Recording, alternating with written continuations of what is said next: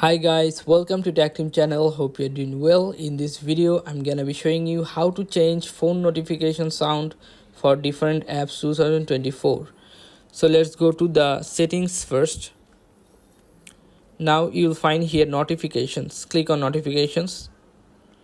Now scroll down and you have to find that specific app which you want to change the notification tone. So I'm finding this one. I'm showing you a tutorial. You have to do it all of the application. You want to change the sound. Okay, so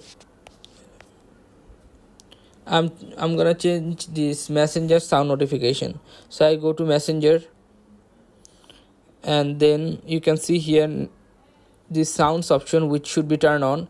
If you find this allow notification turned off, you must turn this on.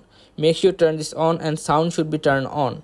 Okay, then you'll find here at bottom messenger notification settings, this one, the blue written. Click on this